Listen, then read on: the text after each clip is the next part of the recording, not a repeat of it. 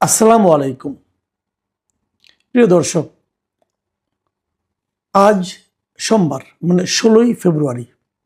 আগামীকালকে সকালে মানে মঙ্গলবার সকালে নবনির্বাচিত যারা সংসদ সদস্য হয়েছেন তাদের শপথ পড়ানো হবে এবং সম্ভবত এই দেশে প্রথমবারের মতো দুবার শপথ পড়ানো হবে। দুবার কেন?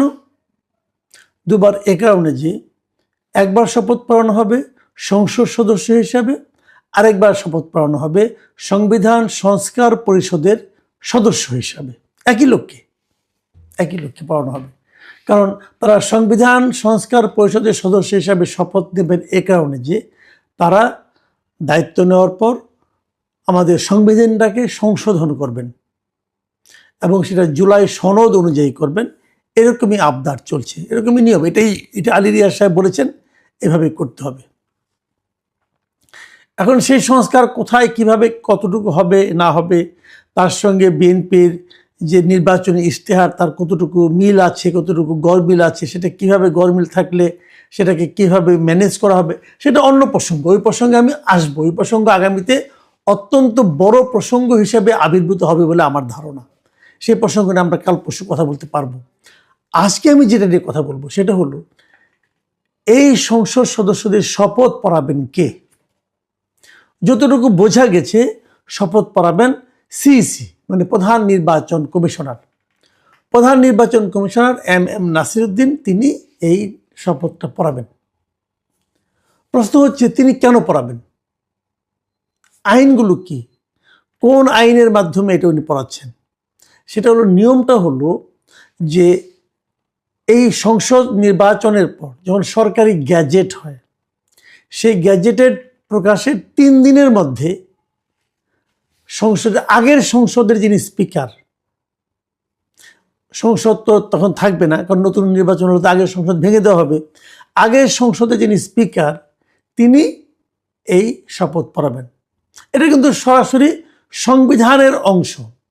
মানে সংবিধানের যে 148-এর 1 আছে, এই 48-এর 1 অনুচ্ছেদে স্পষ্ট বলা হয়েছে যে বিদায়ী স্পিকার নতুন এমপিদের শপথ পাঠ করাবেন।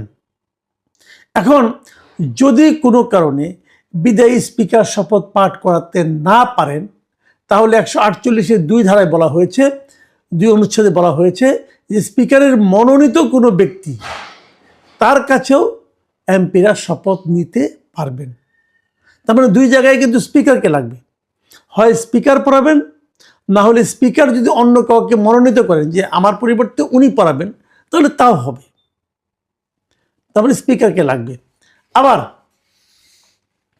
এখন যদি স্পিকার না থাকেন তাহলে এই কাজটা কে করবে?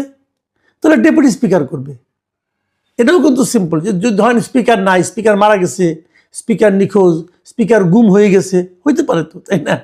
তো সেক্ষেত্রে ডেপুটি স্পিকার এই কাজটা করাবেন। এখন প্রশ্ন হচ্ছে, যদি 3 দিনের মধ্যে 148-এর 2 ক এই ধারায় বলা হয়েছে যে গ্যাজেট প্রকাশের 3 দিনের মধ্যে যদি স্পিকার বা তার মনোনীত ব্যক্তি সংসদ সদস্যদের শপথ না পড়ান, তাহলে পরবর্তী 3 দিনের মধ্যে প্রধান নির্বাচন কমিশনার এই শপথ পড়াবেন। খেয়াল করুন, নির্বাচন হয়েছে 12 তারিখে, 13 তারিখ শুক্রবারই কিন্তু গ্যাজেট হয়ে গেছে। মানে 13 তারিখ শুক্রবারেই গ্যাজেট করে ফেলা হয়েছে, খুব দ্রুততার সঙ্গে করা হয়েছে। এটা ভালো, গ্যাজেট তাড়াতাড়ি করাই ভালো। 13 তারিখ যদি শুক্রবার করে, তারপরের 3 দিন মানে 14, 15, 16 এই 3 দিনের মধ্যে হলে পরে স্পিকার পড়াতে পারতেন। এখন এই 3 দিন মানে আজকে 16 তারিখ, আজকে হলো শেষ দিন। আজকে রাত 12টার মধ্যে যদি কেউ না পড়ায়, তাহলে ধরে নেওয়া হবে স্পিকার পড়াচ্ছেন না। এরই মধ্যে কিন্তু প্রস্তুতি নেওয়া হয়েছে, আগামীকালকে মঙ্গলবার সকালে এই শপথ পড়ানো হবে।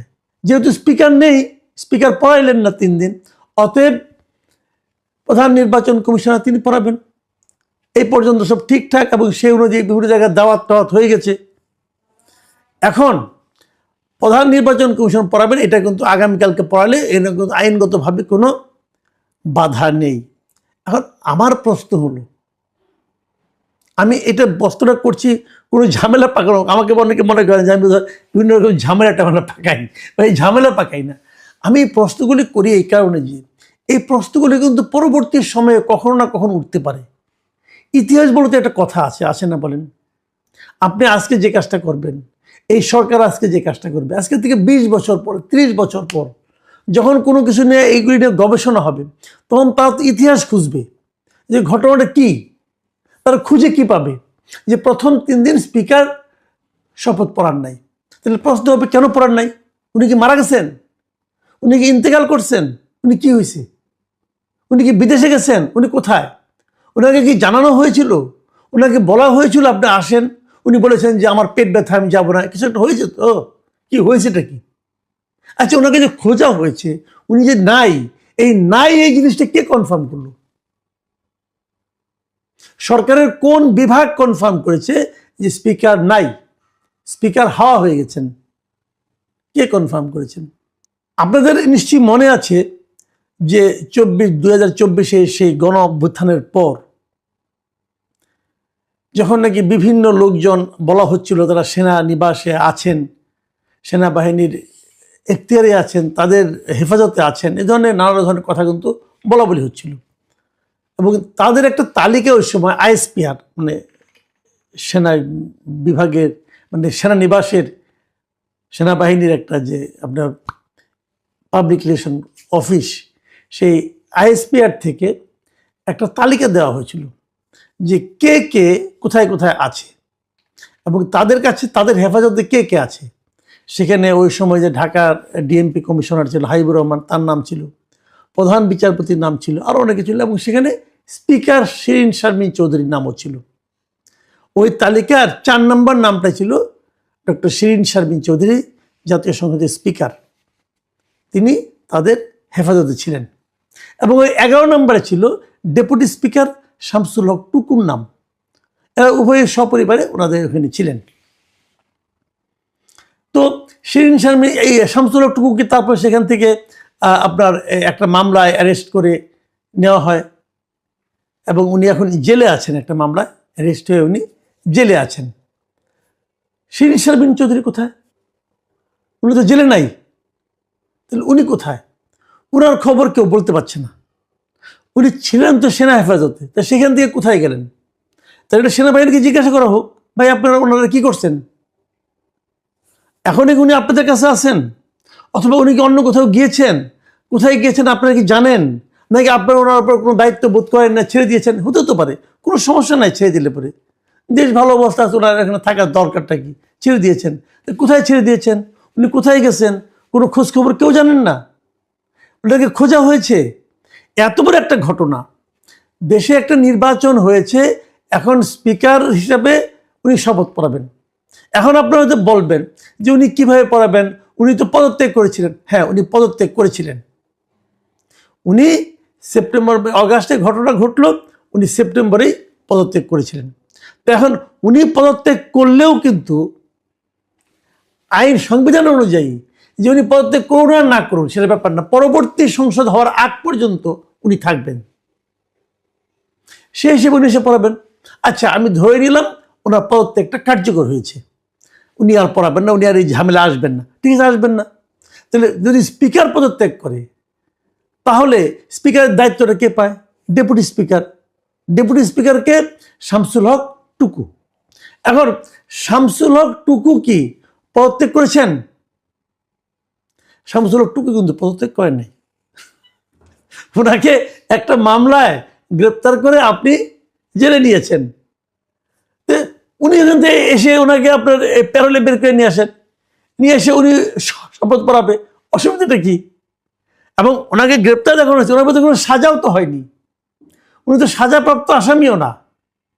তাহলে ওনাকে জামিনে বের করে নিয়ে আসেন, শপথ পড়া, জামিন দিবেন না, দিয়েন না, অসুবিধা নাই, এটা তো আদালতের বিষয়, আমি কি বলবো, জামিন দিবেন আদালত, ওকে ফাইন।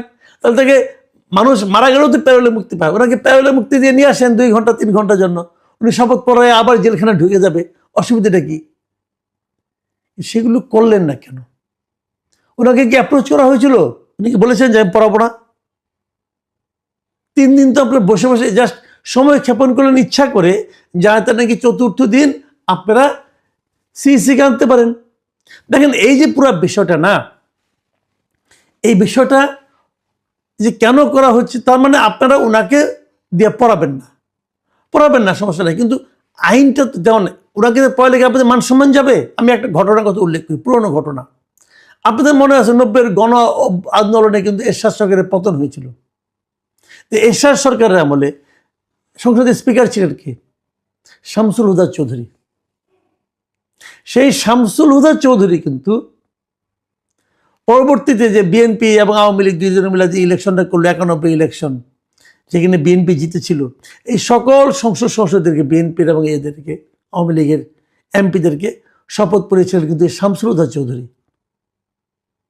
তো উনি তো তখনকার দিনে পতিত স্বৈরাচারের সরকার যেটা ছিল, সেই সরকারের সংবিধানে সংসদের উনি ছিলেন স্পিকার।